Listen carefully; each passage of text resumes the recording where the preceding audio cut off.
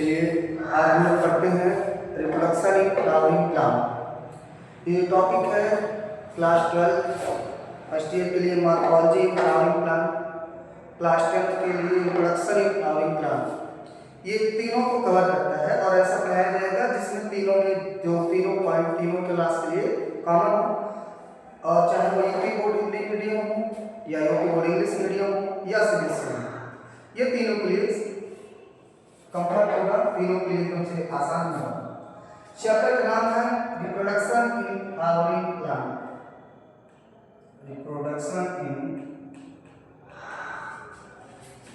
Flowering plant.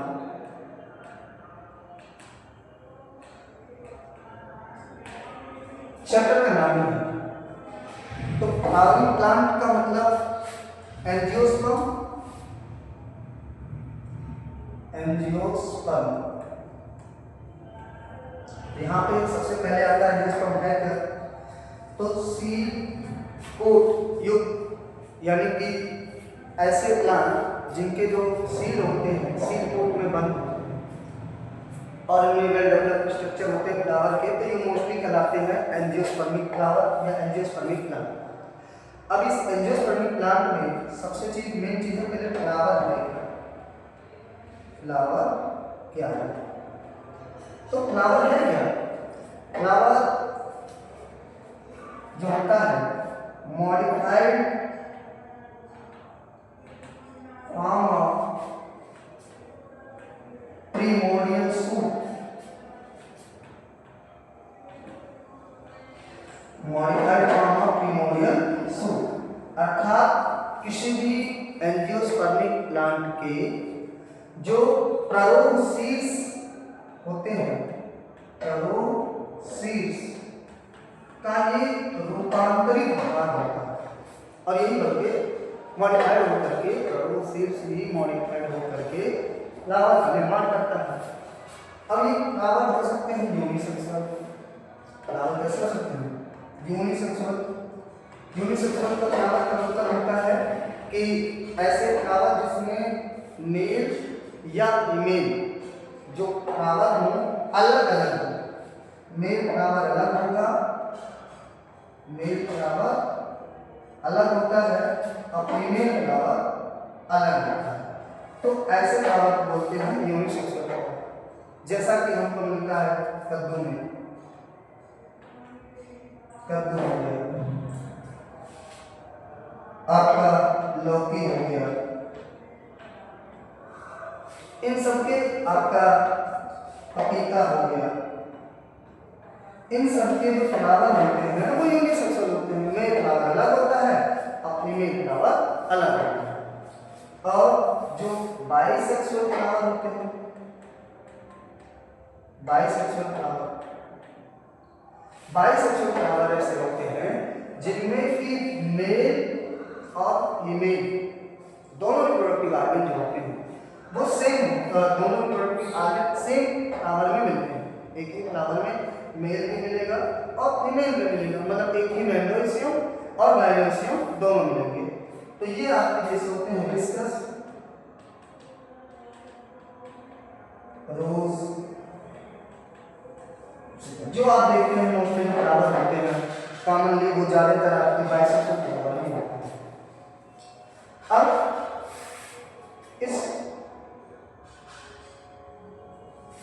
Flower के अब यहाँ पे आता है डायग्राम बनाने, सीधा आता है कि फ्लावर से आप क्या समझते हैं, फ्लावर के मुख्य भागों का सचित्र वर्णन कीजिए। Main parts of flower, describe the main parts of the flower.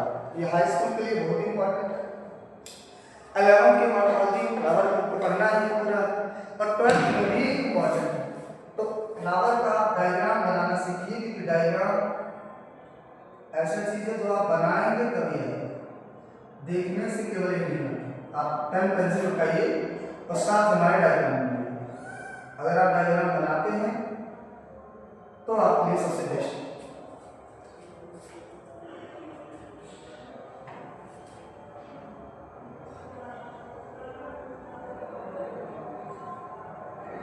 और डायग्राम बनाते हो याद रखिए बहुत सुंदर बनाने के चक्कर में एकदम खराब टाइम मत ज़्यादा लीजिए और इतना डायग्राम मत बनाइए कि फोन की वजह कुछ हो जाए।